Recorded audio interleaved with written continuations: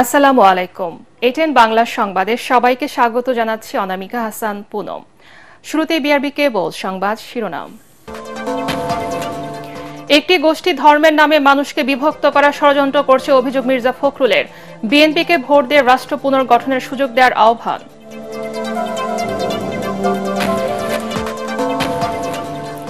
জাতীয় সংসদ নির্বাচন ও গণভোটের তফসিল পর্যালোচনায় ইসিতে বৈঠক। চূড়ান্ত করা হবে ভোটের তারিখ, সময় 1 ঘণ্টা বৃদ্ধি সহ আয়োজনের সার্বিক বিষয়। কবর থেকে তোলা হচ্ছে নাম না জানা 114 জুলাই শহীদের মরদেহ। ডিএনএ টেস্ট শেষে যথাযথ মর্যাদায় দাফন করা হবে, জানালেন সিআইডি প্রধান।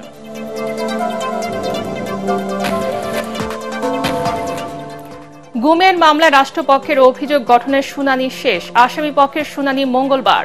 সরাসরি নির্দেশ দিতেন শেখ হাসিনা, ট্রাইব্যুনালকে চিফ প্রসিকিউটর। এবং উত্তরাঞ্চলে আগে ভাগে জেঁকে বসেছে শীত, বাড়ছে ঠান্ডাজনিত রোগবালায়, দুর্ভোগে নিম্ন আয়ের মানুষ।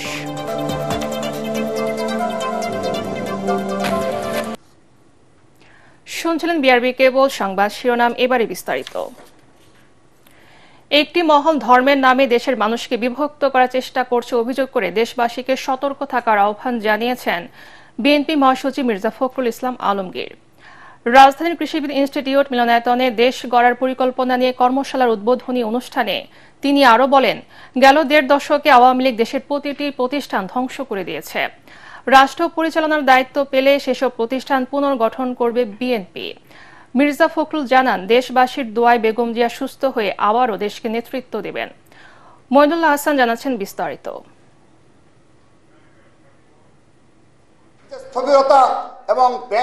জনগণের সমর্থনে রাষ্ট্র পরিচালনার দায়িত্ব পেলে বিএনপি আগামী দিনে দেশকে কিভাবে গড়ে তুলতে চায় সে পরিকল্পনা তুলে ধরতেই দেশ গড়ার পরিকল্পনা কর্মশালা।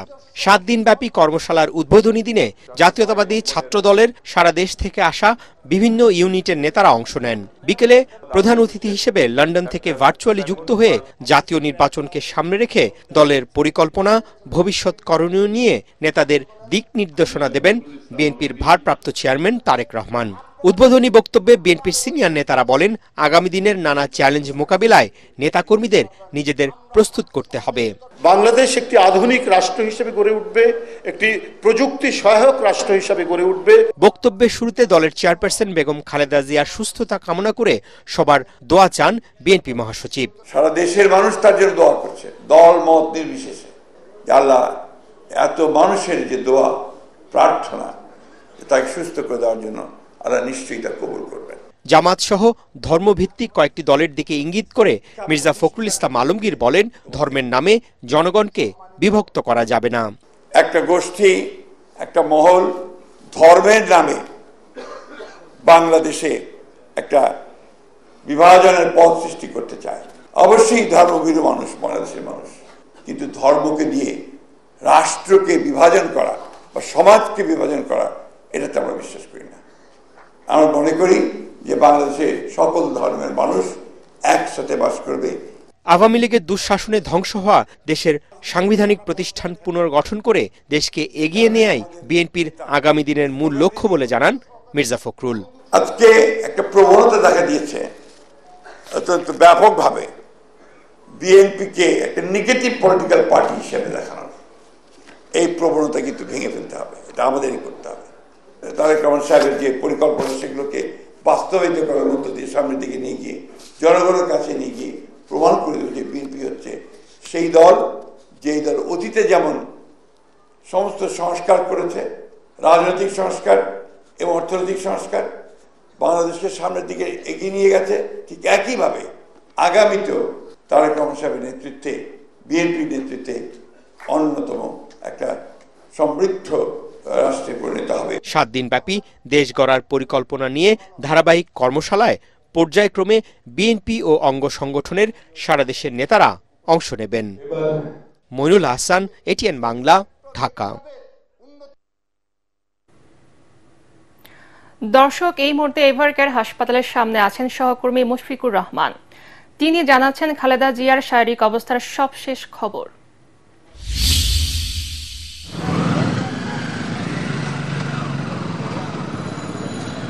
পুনম সকাল থেকেই আছি এভার কেয়ার হাসপাতালের নিচে। একটি ভালো সংবাদের জন্য অপেক্ষা করছেন আসলে পুরো দেশের মানুষ এবং এখানে আসা নেতাকর্মী যারা আসছেন ইদানিং একটু কম, তবে তারা কিন্তু আসলে একটি ভালো সংবাদের আশায় আসেন বারবার, যে বিএনপি চেয়ারপারসন বেগম খালেদা জিয়ার যে শারীরিক অবস্থা, যে অবনতিটা ঘটেছিল এবং সেখানে স্থির হয়ে আছে, সেটা থেকে আসলে একটু উন্নতি হয় কিনা সেই আশায় কিন্তু আসলে তারা আসছেন। প্রত্যেক দিনই দেখা যাচ্ছে অনেকেই আসেন এবং এখানে দোয়া মোনাজাত করেন তার সুস্থতা কামনায়। তবে ভালো সংবাদ বলতে তার যে শারীরিক অবস্থা, সেই অবস্থা নিয়ে এখনো পর্যন্ত কিন্তু আসলে সুসংবাদ দেওয়ার মতো কিছু বলেননি তার ব্যক্তিগত চিকিৎসক ডক্টর AZM জাহিদ হোসেন। গতকাল বিকেল 3টা নাগাদ তিনি সবশেষ তার শারীরিক যে অবস্থা, সেই অবস্থা সম্পর্কে গণমাধ্যমে কথা বলেছিলেন এবং তখন তিনি যেটা জানিয়েছেন যে তাকে আসলে বিদেশে নিয়ে চিকিৎসা দেওয়ার মতো যে শারীরিক অবস্থা থাকা দরকার সেটা এখনো পর্যন্ত হয়নি এবং পরবর্তীতে সে সিদ্ধান্ত তার মেডিকেল বোর্ড তার পরামর্শেই নেওয়া হবে এবং তারাই আসলে জানাতে পারবেন আসলে তাকে বিদেশে নিয়ে চিকিৎসা দেওয়া সম্ভব হবে নাকি না। এছাড়া আমরা যতটা জানতে পেরেছি যে হাসপাতালেই কিন্তু আছেন তার বড় পুত্রবধূ ডাক্তার জুবাইদা রহমান, তিনি কিন্তু এসেছেন তাকে দেখার জন্য এবং তার যে চিকিৎসার সব কিছু এবং বোর্ড মেম্বার যারা আছেন চিকিৎসক তাদের সাথে কিন্তু কথা বলছেন এবং চিকিৎসার যে খোঁজ খবর সেটা নিচ্ছেন এবং বোর্ড মেম্বারদের সাথে তিনি সমন্বয় করে আসলে তার সার্বক্ষণিক যে খোঁজ খবর রাখা সেটা কিন্তু তিনি রাখছেন এবং আমরা যতটুকু জানতে পেরেছি বেগম জিয়ার জন্য কিন্তু এয়ার অ্যাম্বুলেন্স প্রস্তুত রাখা হয়েছে বলা হয়েছে, তবে সেটা বাংলাদেশে এখনো পর্যন্ত পৌঁছায়নি কারণ তার যে শারীরিক অবস্থা সেটা এখন স্থিতিশীল আছে, একটু উন্নতি না হলে তাকে নেওয়া যাচ্ছে না, তাই এয়ার অ্যাম্বুলেন্স বুক করে রাখা হয়েছে। তবে সেটা আসলে তার শারীরিক অবস্থার উপরে আসলে বাংলাদেশে আনা হবে। তো এখনো পর্যন্ত তার বাইরে গিয়ে যে চিকিৎসা নেওয়ার বিষয়টি সেটা নির্ভর করছে তার শরীরের উপর, একদমই অনিশ্চিত ব্যাপারটা এখনো পর্যন্ত। আর আজকে সকাল থেকে এখন পর্যন্ত তার যে ব্যক্তিগত চিকিৎসক ডাক্তার AZM জাহিদ হোসেন তিনি কিন্তু তার শরীরের যে সর্বশেষ অবস্থা সেটা নিয়ে নতুন কোনো খবর আমাদেরকে দেননি। পুনম। মুশফিক, আপনাকে ধন্যবাদ। ত্রয়োদশ জাতীয় সংসদ নির্বাচন ও গণভোটের তফসিল পর্যালোচনা নিয়ে প্রধান নির্বাচন কমিশনার AMM নাসির উদ্দিনের নেতৃত্বে বৈঠকে বসেছে নির্বাচন কমিশন। সকালে আগারগাঁয়ের নির্বাচন ভবনে এই বৈঠক শুরু হয়। বৈঠকে ভোট গ্রহণের সময় 1 ঘণ্টা বাড়ানো সহ মনোনয়নপত্র জমা, বাছাই প্রত্যাহারের শেষ সময় ও ভোটের তারিখ নিয়ে পর্যালোচনা হবে। ভোটের কাজের সার্বিক বিষয়ে অগ্রগতির পাশাপাশি পোস্টাল ভোটিংয়ের ব্যালট পেপার আনা নেওয়ার সময় চূড়ান্ত করা হবে। বৈঠকে 4 নির্বাচন কমিশনার ও ইসি সচিব সহ কমিশনের ঊর্ধ্বতন কর্মকর্তারা উপস্থিত রয়েছেন। ভোট প্রস্তুতির সবকিছু গুছিয়ে এনে তফসিলের আগে আইনশৃঙ্খলা সভা ও আন্তঃমন্ত্রণালয় সভা করেছে ইসি। প্রথা অনুযায়ী রাষ্ট্রপতির কাছে নির্বাচনের সার্বিক প্রস্তুতির বিষয়ে অবহিত করতে 10 ডিসেম্বর বঙ্গভবনে যাবেন নির্বাচন আয়োজনকারী সাংবিধানিক সংস্থাটির সদস্যরা। এরপর কয়েকদিনের মধ্যে তফসিল ঘোষণা করবেন প্রধান নির্বাচন কমিশনার। ডিসেম্বরের দ্বিতীয় সপ্তাহে তফসিল ঘোষণা করার কথা রয়েছে। ফেব্রুয়ারির প্রথমার্ধে একই দিনে অনুষ্ঠিত হবে সংসদ নির্বাচন ও গণভোট। দর্শক, এই মুহূর্তে নির্বাচন কমিশনে আছেন সহকর্মী ইয়াসিন রানা। তিনি জানাচ্ছেন বৈঠকের সবশেষ খবর।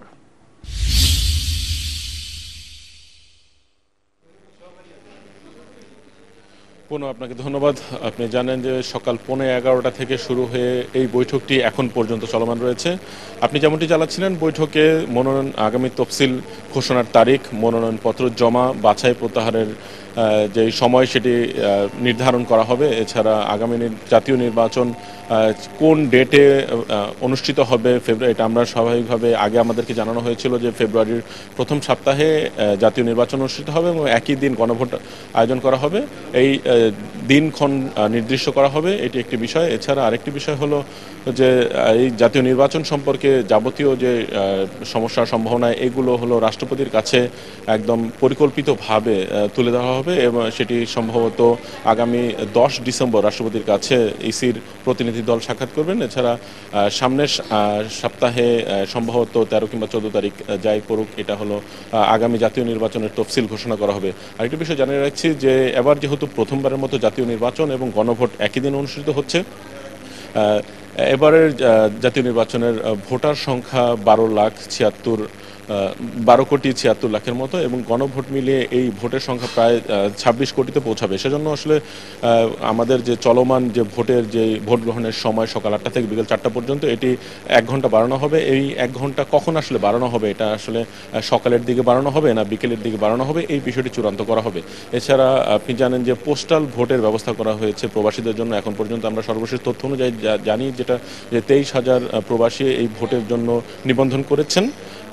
এই ভোটারগুলো কিভাবে আনা হবে এবং এছাড়া সার্বিক তফসিল ঘোষণার পর আইন শৃঙ্খলা কী হবে, সার্বিক ভোটের লেভেল প্লেইং ফিল্ড সহ অন্যান্য বিষয়গুলো কিভাবে নির্বাচন কমিশন নিয়ন্ত্রণ করবেন, এই সার্বিক বিষয় নিয়ে এখন পর্যন্ত চুলচেরা বিশ্লেষণে চলছে বৈঠকে, এবং বৈঠক শেষ হলে আমরা আসলে জানতে পারবো সর্বশেষ তারা কি ধরনের সিদ্ধান্ত নিয়েছেন। কোনো নির্বাচন কমিশন থেকে এই ছিল সবশেষ তথ্য। ইয়াসিন রানা, আপনাকে ধন্যবাদ। আদালতের নির্দেশে জুলাই অভ্যুত্থানে শহীদ 114 জনের পরিচয় শনাক্তে দাফনের প্রায় 1.5 বছর পর রায়ের বাজারে গণকবর থেকে তোলা হচ্ছে মরদেহ। এখন পর্যন্ত 2 জনের লাশ তোলা হয়েছে। এ সময় সিআইডি প্রধান সিবগাত উল্লাহ জানান, ময়না তদন্ত ডিএনএ টেস্ট শেষে শহীদদের যথাযথ মর্যাদায় দাফন করা হবে। শহীদদের পরিবার চাইলে শনাক্ত হওয়া মরদেহ তাদের কাছে হস্তান্তর করা হবে বলেও জানান তিনি। বিস্তারিত জানাচ্ছেন জামিল হাসান শান্ত। 24-এর গণঅভ্যুত্থানে সব রক্তচক্ষুকে উপেক্ষা করে সড়কে নেমে এসেছিল শিশু, তরুণ, বৃদ্ধ থেকে শুরু করে নানা স্তরের মানুষ। স্বপ্ন ছিল নতুন এক বাংলাদেশ গড়ার। সে অভ্যুত্থানে শহীদ হওয়া অনেকেরই মরদেহ এখনো খুঁজে পাননি তাদের পরিবার। আগে জানতে পারি না ওই গেছে, পরে দেখি আমার মোবাইলের মধ্যে ভিডিও করে রেখে গেছে। মা, আমি নতুন একটা দৃশ্য আনতে যাইতেছি, যদি আনতে পারবো আনবো, আর না তাহলে তুমি আমার মাফ করে দিও। ঘরে ছিল আমার সন্তানরা, সকাল 5:40 বের করে এনেছে। তারপর সমন্বয়ক বলেন, ইন্টারিম সরকার বলেন, সবাই আমাদেরকে আশ্বাস দিছে, সবাই আমাদেরকে আশ্বাস দিতে 1.5 বছর হয়ে গেছে। রায়ের বাজার কবরস্থানে গোপনে সে সময় গণকবর দেওয়া হয়েছিল আন্দোলনের শহীদ হওয়া 114 জনকে। অভ্যুত্থানের প্রায় 1.5 বছর পর রোববার আদালতের নির্দেশে তাদের পরিচয় শনাক্তে লাশ তুলে ডিএনএ নমুনা সংরক্ষণ করে পুলিশের অপরাধ তদন্ত বিভাগ সিআইডি। সিআইডি প্রধান ও অতিরিক্ত মহাপরিদর্শক মোহাম্মদ সিবগাত উল্লাহ জানান, পর্যায়ক্রমে এসব মরদেহ তোলা হচ্ছে। ময়নাতদন্ত শেষ করে এবং ডিএনএ নমুনা সংরক্ষণ করার পর যথাযথ প্রক্রিয়ায় আবারও দাফন করা হবে। প্রোটোকল অনুযায়ী আন্তর্জাতিক প্রত্যেকটা স্টেপ লক্ষ্য করে আমরা কিন্তু আমাদের বিশেষজ্ঞ আন্তর্জাতিকভাবে উনি 40 বছর ধরে এই কাজে প্রায় 60টির মতো দেশে কিন্তু এই কাজ করেছেন, এই কাজে নেতৃত্ব উনি দিয়েছেন। তো সেই প্রোটোকল অনুযায়ী আমরা এই কাজটিকে সম্পন্ন করব। আমরা আজকে আপনাদেরকে শুধু এটুকু বলতে চাই যে আমরা আপনাদের কাছে স্বনির্ভরভাবে অনুরোধ করছি, এটি অত্যন্ত মহৎ একটি কাজ। এর আগে গত 4 আগস্ট পুলিশের আবেদনের প্রেক্ষিতে ঢাকার chief metropolitan magistrate Mohammad Mustafizur Rahman লাশ উত্তোলনের নির্দেশ দেন। জামিল হাসান শান্ত, এটিএন বাংলা, ঢাকা। আওয়ামী লীগের গত 1.5 দশকের শাসন আমলে গুম করে জয়েন্ট ইন্টারোগেশন সেল জেআইসিতে নির্যাতনের ঘটনায় সাবেক প্রধানমন্ত্রী শেখ হাসিনা ও তার নিরাপত্তা উপদেষ্টা তারিক আহমেদ সিদ্দিক ও 11 সেনা কর্মকর্তা সহ মোট 13 জনের বিরুদ্ধে অভিযোগ গঠনের আবেদন জানিয়ে শুনানি শেষ করেছে রাষ্ট্রপক্ষ। এই মামলায় গ্রেফতার থাকা 3 আসামি মেজর জেনারেল শেখ মোহাম্মদ সরওয়ার হোসেন ও 2 জন ব্রিগেডিয়ার জেনারেল মাহবুবুর রহমান সিদ্দিকী ও আহমেদ তানভীর মাজাহার সিদ্দিকীর উপস্থিতিতে আন্তর্জাতিক অপরাধ ট্রাইব্যুনাল 1-এ রোববার আসামিদের বিরুদ্ধে অভিযোগ গঠন চেয়ে শুনানি শেষ করেন চিফ প্রসিকিউটর তাজুল ইসলাম। শুনানিতে চিফ প্রসিকিউটর 2015 সালের 22 অক্টোবর থেকে 2024 সালের 6 আগস্ট পর্যন্ত সময়ের মধ্যে 26 জনকে গুম করে জেআইসিতে নির্যাতনের ঘটনার অভিযোগ তুলে ধরেন ট্রাইব্যুনালে। শেখ হাসিনা সহ 13 আসামির বিরুদ্ধে সুনির্দিষ্ট 5টি অভিযোগ আনে প্রসিকিউশন। এই মামলায় পলাতক আসামি ডিজিএফআই এর সাবেক 5 জন মহাপরিচালকের পক্ষে রাষ্ট্র নিযুক্ত আইনজীবী ও গ্রেফতার থাকা আসামিদের পক্ষে তাদের আইনজীবীদের অব্যাহতির আবেদনের উপর শুনানির জন্য আগামী মঙ্গলবার দিন ঠিক করে আদেশ দিয়েছেন ট্রাইব্যুনাল 1।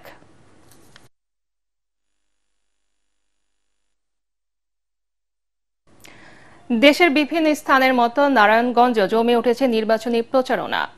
এই মুহূর্তে 2500 এলাকায় আছেন সহকর্মী মিজান শাহজাহান। তিনি জানাচ্ছেন সেখানকার প্রার্থীদের প্রচারণার খবর।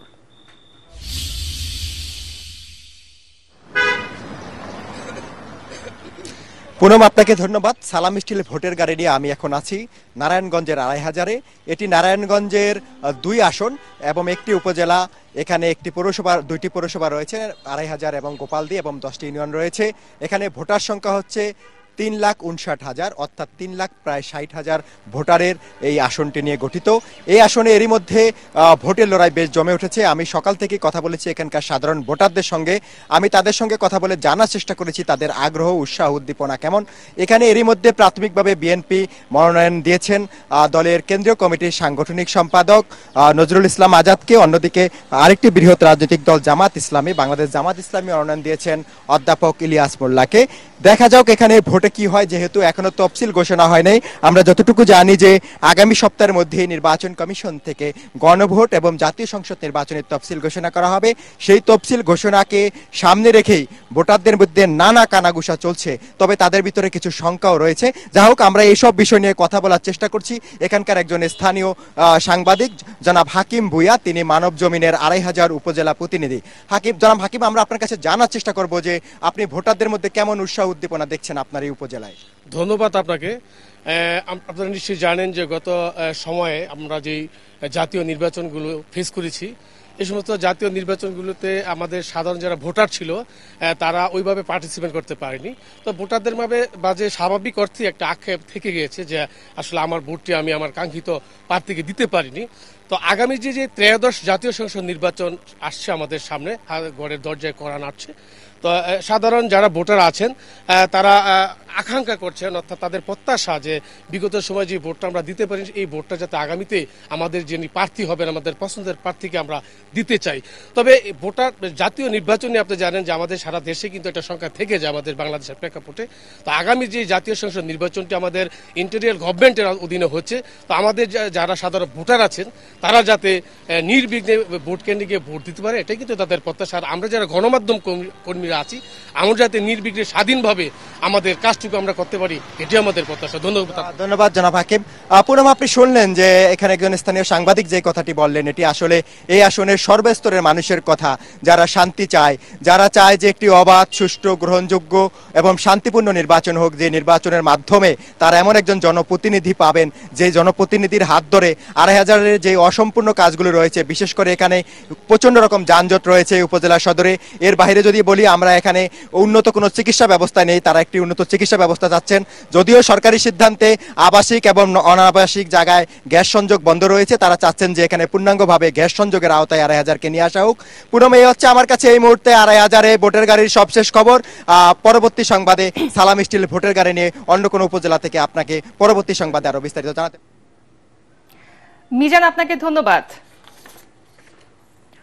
নড়াইল ২ আসনের প্রচারণা ও সমাবেশ করেছে বাংলাদেশ জামাত ইসলামী মনোনীত প্রার্থী ও জেলা আমির আতাউর রহমান বাচ্চু। নির্বাচন পরিচালনা পরিষদের পরিচালক অধ্যাপক আব্দুস সামাদের সভাপতিত্বে অনুষ্ঠিত সমাবেশে আতাউর রহমান বাচ্চু বলেন, রাজনৈতিক আদর্শের প্রতিযোগিতায় জনগণই তাদের প্রিয় দল নির্বাচিত করবে। ফ্যাসিবাদের পতনের পর আবারও যদি পেশিশক্তি ব্যবহার হয় তা দুঃখজনক হবে বলে উল্লেখ করেন তিনি। পরে মানবিক বাংলাদেশ গড়তে দাঁড়িপাল্লায় ভোট চান তিনি।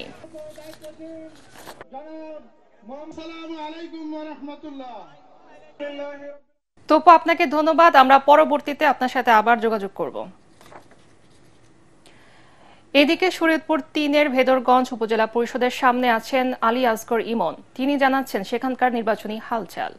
এটিএন বাংলার নির্বাচনী আয়োজন সালাম স্টিল ভোটের গাড়ি চলছে সারা বাংলাদেশ ব্যাপী। আর চলতে চলতে এই ভোটের গাড়ি নিয়ে আমরা চলে এসেছি শরীয়তপুর ৩ আসনের এই ভেদরগঞ্জ এরিয়াতে। এখানে মোট ভোটার হচ্ছে ১,৮২,৩০০ জন। আমরা নির্বাচনের উত্তাপ আসলে কেমন ছড়াচ্ছে ভেদরগঞ্জে, নির্বাচন জমে এসেছে কিনা সেটা আমার চেয়ে ভালো বলতে পারবে আমাদের স্থানীয় সাংবাদিক পারভেজ ভাই। পারভেজ ভাই, কেমন আছেন? হ্যাঁ, ভালো আছি। আপনি ভালো আছেন? জি। আপনি তো এখানকার মানুষ, এখানেই থাকেন, এখান থেকে নিউজ পাঠান, কেমন দেখছেন নির্বাচনী আয়োজন? আসলে নির্বাচনী আয়োজন এটা ৩ আসন শরীয়তপুরের। এখানে তারেক জিয়ার পিএস তিনি এখানে নির্বাচন করতে যাচ্ছেন, অর্থাৎ বিএনপির প্রার্থী হিসেবে। তিনি এখানে প্রতিনিয়ত এখানে দাঁড়ে দাঁড়ে যাচ্ছেন, মানুষের কাছে ভোট প্রার্থনা করছেন এবং জামাতের যেই প্রার্থী রয়েছেন তিনিও কিন্তু ভোটের মাঠে তিনি দৌড়াচ্ছেন এবং তা ভোট প্রার্থনা করছেন, পাশাপাশি তাদেরকে জানান দিচ্ছে যে তারা এখানে প্রার্থী। তিনি বলছিলেন যে স্থানীয় ভোটারদের মধ্যে এখন পর্যন্ত নির্বাচনের ওই আমেজ অতটা জমে ওঠেনি এবং কিছু কিছু ভোটাররা রয়েছে আতঙ্কের মধ্যে। দর্শক, যে কোনো সময় ভোটের গাড়ি নিয়ে হাজির হয়ে যাব আপনার এলাকায়। থাকুন সালাম স্টিল ভোটের গাড়ির সাথে। ভূমিকম্প সহনীয় মোস্ট ডিউরেবল দেশের প্রথম থার্মেক্স রড সালাম স্টিল। সালাম স্টিল বোঝে ডিউরেবিলিটি। সালাম স্টিল, মোস্ট ডিউরেবল স্টিল। দেশের উত্তরাঞ্চল ও সীমান্তবর্তী জেলাগুলোতে বাড়ছে শীতের তীব্রতা। ঘন কুয়াশা, হিমেল বাতাস আর ঠান্ডায় যুবথুবু এসব অঞ্চলের মানুষ। সবচেয়ে বেশি দুর্ভোগে পড়েছেন খেটে খাওয়া মানুষরা। একই সাথে বাড়ছে ঠান্ডাজনিত নানা অসুখ। এদিকে শীত পড়তে শুরু করায় কেনাবেচা বেড়েছে গরম কাপড়ের। আরও জানাচ্ছেন আশিকুর রহমান। শীতকাল আসতে এখনো বাকি ৮ দিন। তবে অগ্রহায়ণের শুরু থেকে দেশের উত্তরাঞ্চল ও সীমান্তবর্তী এলাকাগুলোয় শীতের দাপট দেখা দিয়েছে। সকালে কুড়িগ্রামের সর্বনিম্ন তাপমাত্রা নেমে গেছে ১২.৫ ডিগ্রি সেলসিয়াস। ভোর থেকেই ঘন কুয়াশায় ঢেকে আছে চারপাশ। দুপুর পর্যন্ত সূর্যের দেখা না মেলায় বাড়ছে শীতের অনুভূতি। বিশেষ করে চরাঞ্চলের দরিদ্র ও নিম্ন আয়ের পরিবারগুলো সবচেয়ে বেশি কষ্টে রয়েছেন। কুয়াশার কারণে ছোট ছোট বাচ্চারা এবং শিক্ষার্থীরা স্কুল মাদ্রাসা যেতে পারতেছে না। সাইকেল চলে যাবো, তাও যাওয়ার পারছি না, এত ঠান্ডা। আজ কুয়াশাটা বেশি, 10 মিনিটের রাস্তা আজ আধা ঘন্টায় যাওয়া খায়। চুয়াডাঙ্গায়ও বাড়ছে শীতের দাপট। জেলার তাপমাত্রা ১২ থেকে ১৩ ডিগ্রি সেলসিয়াসের আশপাশেই ওঠানামা করছে। ঠান্ডার কারণে বাড়ছে শীতবাহিত নানা রোগ। প্রায় সারাটা দিন ঘন কুয়াশার চাদরে ঢাকা থাকছে সীমান্তবর্তী জেলা শেরপুর। কুয়াশার কারণে হাইওয়েতে যানবাহন চলাচল করছে ধীরগতিতে। বাড়ছে দুর্ঘটনা। এদিকে তীব্র শীতের মাঝেই পাকা ধান কাটতে মাঠে কাজ করছেন কৃষক ও শ্রমিকরা। কাজকাম করতে পারতেছে না, কুয়াশায় মানুষ ঘুরতে বাড়াবার পারতেছে না। দূরের লোকজন দেখা যায় না, গাছপালাও দেখা যায় না। শীত জেকে বসেছে লালমনিরহাটে। অনেকেই খড়কুটো জ্বালিয়ে শরীর গরম করার চেষ্টা করছেন। ঘন কুয়াশা ও হিমেল বাতাসে শুধু মানুষ নয়, গৃহপালিত পশু পাখিও রয়েছে কষ্টে। তবে শীতার্তদের সাহায্যে সরকারের কোনো সহযোগিতা কর্মসূচি এখনও শুরু না হয় ক্ষোভ জানিয়েছেন গ্রামীণ জনপদের মানুষেরা। Bureau report, ATN Bangla. ১৯৭১ সালের আজকের এই দিনে নোয়াখালী, শেরপুর, গাইবান্ধা ও মাগুরা পাক হানাদার বাহিনীর পরাজয় ও মুক্তিযোদ্ধাদের বীরত্ব স্মরণে আজ জেলাগুলোতে পালিত হচ্ছে হানাদার মুক্ত দিবস। ৭১-এর ২৩ এপ্রিল নোয়াখালী দখল করে নির্বিচারে হত্যাযজ্ঞ চালায় পাক বাহিনী। পরে প্রশিক্ষণ শেষে প্রতিরোধ গড়ে তোলেন বীর মুক্তিযোদ্ধারা। তাদের ৭ মাসের পাল্টা আক্রমণে দিশেহারা হয়ে অবশেষে ৬ ডিসেম্বর রাতে পাক সেনারা নোয়াখালী ছাড়ার পরিকল্পনা করে। পরে ৭ ডিসেম্বর ভোরে মুক্তিযোদ্ধারা নোয়াখালীকে শত্রুমুক্ত ঘোষণা করেন। একই দিনে শেরপুর মুক্তি বাহিনী ও ভারতীয় মিত্র বাহিনীর যৌথ আক্রমণে পাক বাহিনী পিছু হটে। ধানোয়া কামালপুর পতনের পর ৭ ডিসেম্বর ভোরে শেরপুর সম্পূর্ণ মুক্ত হয়। দিবসটি উপলক্ষে নোয়াখালী ও শেরপুরের র্যালি, পুষ্পস্তবক অর্পণ ও আলোচনা সহ নানা কর্মসূচি পালিত হচ্ছে। এদিকে গাইবান্ধা হানাদার মুক্ত দিবস এই উপলক্ষে আলোচনা সভা ও দোয়া মাহফিল অনুষ্ঠিত হয়েছে। জেলা শিল্পকলা একাডেমির হলরুমে বাংলাদেশ মুক্তিযোদ্ধা সংসদ জেলা কমান্ডের আয়োজনে আলোচনা সভা ও দোয়া মাহফিলের আয়োজন করা হয়। মাগুরা মুক্ত দিবস পালনে নানা কর্মসূচি হাতে নিয়েছে জেলা প্রশাসক। সকালে জেলা প্রশাসক কার্যালয় থেকে একটি র্যালি বের হয়। পরে জেলা প্রশাসকের সম্মেলন কক্ষে আলোচনা সভা অনুষ্ঠিত হয়।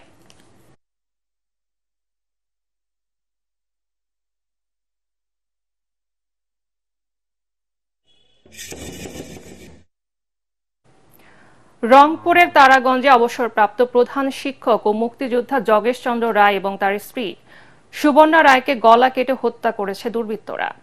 শনিবার গভীর রাতে উপজেলার কুরসা রাহিমাপুর ইউনিয়নের খিয়ারপাড়া গ্রামে এই ঘটনা ঘটে। প্রতিবেশীরা জানান, ভোরে ডাকাডাকির পরও দরজা না খুললে মই লাগিয়ে বাড়ির ভেতরে প্রবেশ করেন তারা। এ সময় রান্নাঘরে সুবর্ণা রায়ের এবং বিছানায় যোগেশ চন্দ্র রায়ের মরদেহ দেখতে পেয়ে পুলিশ খবর দেন তারা। পুলিশ বলছে কি কারণে এই হত্যাকাণ্ড তা এখনো জানা যায়নি। ইউএনও এবং রংপুর ডিবি ঘটনাস্থল পরিদর্শন করেছে।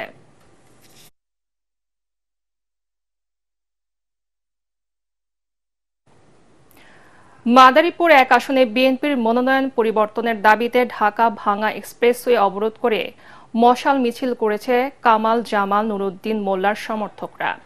মিছিল শেষে আগামী 3 দিনের মধ্যে নুরুদ্দিন মোল্লাকে মাদারীপুর 1 আসনের প্রার্থী ঘোষণার আলটিমেটাম দেন নেতাকর্মীরা। শনিবার রাতে শিবচর উপজেলার পাঁচচর মোল্লা বাজার থেকে শুরু হওয়া মিছিলে মনোনয়ন প্রত্যাশী নুরুদ্দিন মোল্লাসহ স্থানীয় বিএনপি নেতাকর্মীরা অংশ নেন। এ সময় প্রায় 1 ঘণ্টা সড়কে যান চলাচল বন্ধ ছিল।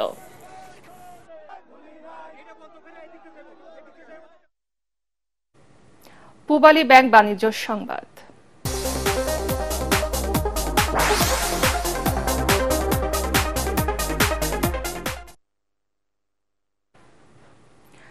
খুলনার সোনাডাঙ্গায় অনুষ্ঠিত হয়ে গেল আকিজ তাকাফুল লাইফ ইন্স্যুরেন্স পিএলসির খুলনা বিভাগীয় সম্মেলন। এতে প্রধান অতিথি ছিলেন কোম্পানির চেয়ারম্যান শেখ শামীম উদ্দিন। এ সময় তিনি জানান, ইসলামী শরিয়া অনুযায়ী পরিচালিত আকিজ তাকাফুল লাইফ ইন্স্যুরেন্স গ্রাহকদের চাহিদা শতভাগ পূরণ করে ইতোমধ্যে 5ম বছরে পদার্পণ করেছে। দীর্ঘ এই পথ চলায় সাথে থাকার জন্য গ্রাহক সহ সংশ্লিষ্টদের শুভেচ্ছা জানান তিনি। পরে বিমা গ্রাহক মরহুমা মারুফা আক্তারের জমাকৃত 19,817 টাকার বিপরীতে মৃত্যু দাবি হিসেবে 1,26,785 টাকার চেক তার স্বামীর হাতে তুলে দেওয়া হয়। অনুষ্ঠানে কোম্পানির ভারপ্রাপ্ত মুখ্য নির্বাহী কর্মকর্তা সাজ্জাদুল করিম, ডিএমডি ও সিএসডিও আবু ইউসুফ সহ অন্যান্য কর্মকর্তারা উপস্থিত ছিলেন। এবারে অর্থ সংবাদ।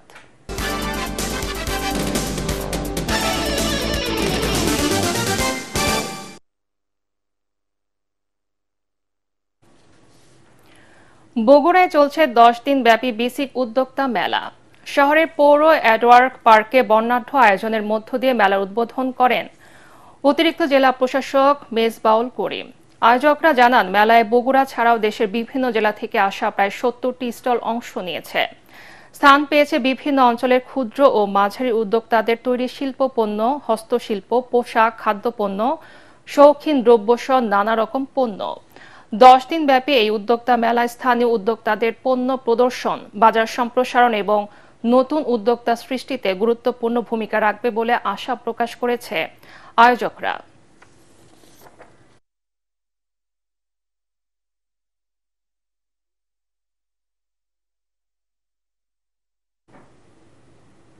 সন্ধানী লাইফ ইন্স্যুরেন্স আন্তর্জাতিক সংবাদ।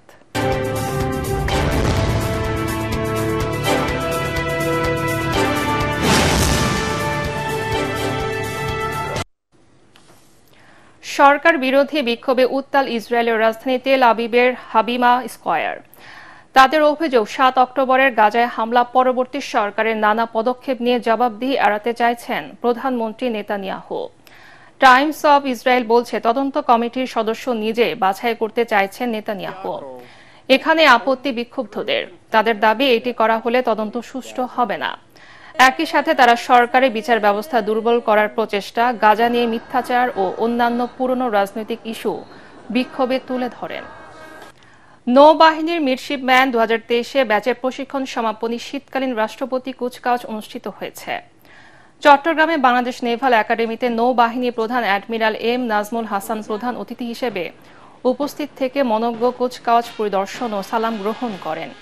এর মধ্য দিয়ে নৌবাহিনীর 2023 ব্যাচের 2 জন নারীসহ 31 জন মিডশিপম্যান 3 বছরের কঠোর সামরিক প্রশিক্ষণ শেষে সাব লেফটেন্যান্ট পদে কমিশন লাভ করেন। কুচকাওয়াজ শেষে নৌবাহিনী প্রধান মিডশিপম্যান সৈয়দ তাহসিন আহমেদকে সকল বিষয়ে সেরা চৌকস মিডশিপম্যান হিসেবে সোয়ার্ড অব অনার এবং মিডশিপম্যান এস.এম. আবরার ওবায়দকে দ্বিতীয় সর্বোচ্চ মান অর্জনকারী হিসেবে নৌ প্রধান স্বর্ণপদক তুলে দেন। অনুষ্ঠানে নৌবাহিনী প্রধান নবীন কর্মকর্তাদের দেশপ্রেম ও কর্তব্য নিষ্ঠার সঙ্গে নিরলসভাবে দায়িত্ব পালনের আহ্বান জানান। সমুদ্রের নিরাপত্তা ও সার্বভৌমত্ব নিশ্চিত করার মাধ্যমে দেশের সামগ্রিক উন্নয়ন এবং অগ্রগতি অর্জন করা আমাদের মূল লক্ষ্য।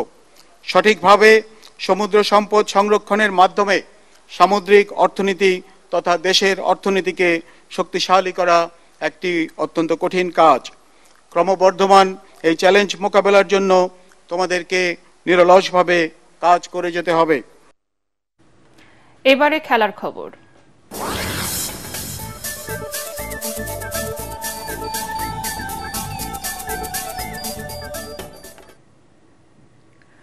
গ্রুপিং এর পর এবার 2026 বিশ্বকাপের সূচি প্রকাশ করল ফিফা। সূচি অনুযায়ী কোয়ার্টার ফাইনালে মুখোমুখি হতে পারে বর্তমান চ্যাম্পিয়ন আর্জেন্টিনা এবং পর্তুগাল। লিওনেল মেসি এবং ক্রিস্টিয়ানো রোনালদো বিশ্বকাপে একে অন্যের মুখোমুখি হবে এবারই প্রথম। তবে তাদেরকে শীর্ষে থেকে রাউন্ড অফ 32 এবং রাউন্ড অফ 16 জিততে হবে। যুক্তরাষ্ট্র, মেক্সিকো এবং কানাডায় হতে যাওয়া 48 দলের এই মেগা টুর্নামেন্টের উদ্বোধনী ম্যাচে আগামী 11 জুন মেক্সিকোর মুখোমুখি হবে দক্ষিণ আফ্রিকা। পরাগ আরমানের রিপোর্ট। 48 দলের 104 ম্যাচের বিশ্বকাপের মেগা আসর হবে 3 দেশের 16 শহরে। যুক্তরাষ্ট্রে 11, কানাডায় 3 এবং মেক্সিকোর 2 শহরে হবে 2026 বিশ্বকাপের খেলা। আগেই জানানো হয়েছিল গ্রুপিং এর একদিন পর খেলার সূচি ঘোষণার কথা, হলেও তাই। যেখানে বিশ্বকাপের গ্রুপিং হয়েছিল সেই ওয়াশিংটনের John F Kennedy centre for performing আর্টসেই হলো বিশ্বকাপের ফিকচার। সূচি ঘোষণা অনুষ্ঠানেও ছিল তারকাদের উপস্থিতি।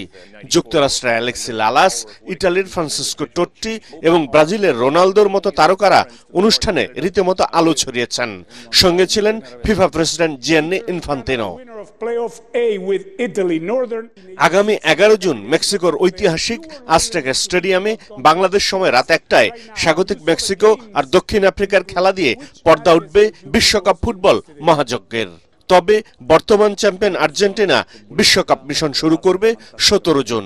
বাংলাদেশ সময় সকাল 8টায় কানসাস সিটিতে আলজেরিয়ার মুখোমুখি হবে লিওনেল মেসিরা।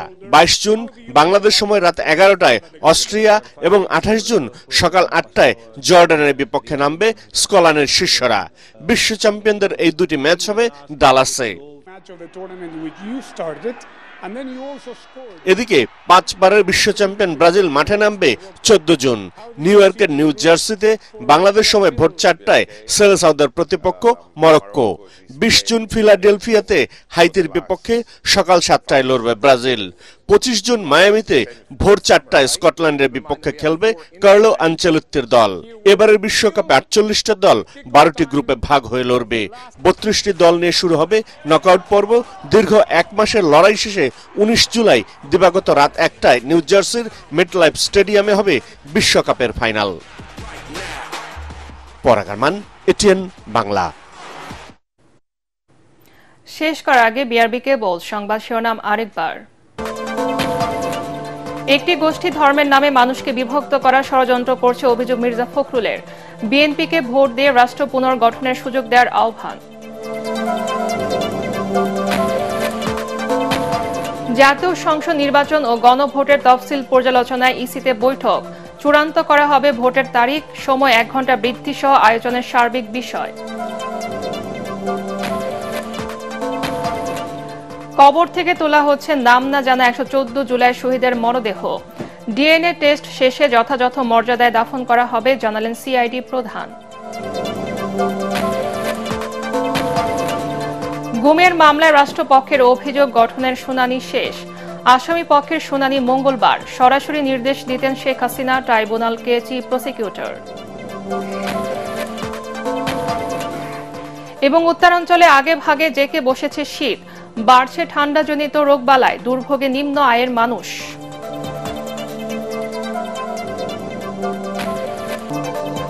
পরবর্তী সংবাদ দেখার আমন্ত্রণ জানিয়ে এখনকার মতো শেষ করছি। এটিএন বাংলার সংবাদ ইউটিউবে দেখতে ব্রাউজ করুন youtube/ATN বাংলা নিউজ। ধন্যবাদ সবাইকে।